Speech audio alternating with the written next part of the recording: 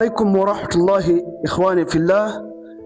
Ndugu wapenzi watazamaji, leo tutakwenda kumtazama Ibn Sirini katika kitabu chake ambacho kinachoitwa At-Tafsir Ru'yati wal Hulmi, kitabu kinachoelezea tafsiri za ndoto pamoja na njozi zake.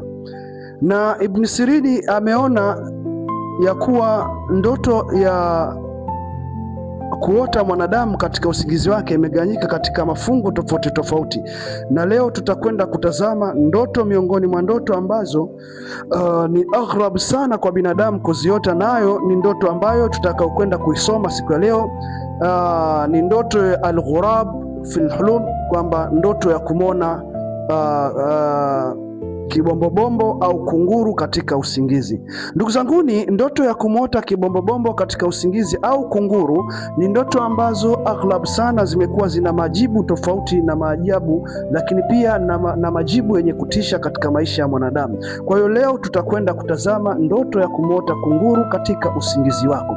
Ndugu zanguni, tunaposema kunguru ni miongoni mwa ndege ambao wana maajabu ya kipekee, lakini ni ndege ambao huwa kuonekana kwake ni nadra sana. Lakini leo kwa nini tunataka kwenda kuelezea tafsiri ya ndoto? Maana kwamba wewe mpenzi mtazamaji, ili uweze kuistafidi kutokana na ndoto ambazo tumezokuwa tukizitafsiri katika nakala yetu na katika hizi nakala zetu. Ndugu zanguni, Ibn Sirini anasema anaamini kuwa kuota kunguru katika usingizi kunaashiria ukosefu wa maadili pamoja na uaminifu katika maisha ya mtu.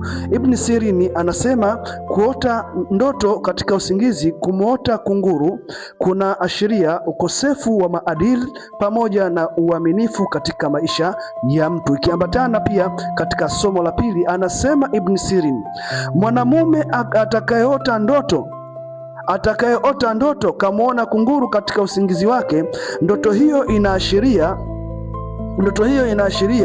ni mchoyo huyo mtu, na pia ni mwenye kiburi mtu huyo, na pia anatembea kwa majivuno. Lakini pia Ibn Sirini akaendelea kuelezea katika ndoto ya tatu, anasema ima kuota kunguru wawili, atakayeota kunguru wawili ima wamekaa ima wanaruka.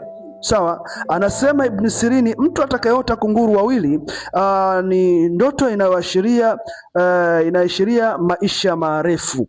Ni ndoto inayoashiria maisha marefu, lakini pia na afya njema, lakini pia ikizingatiwa kuwa kunguru ni kati ya viumbe ambao wanaoishi kwa muda mrefu. Kwa hiyo atakayeota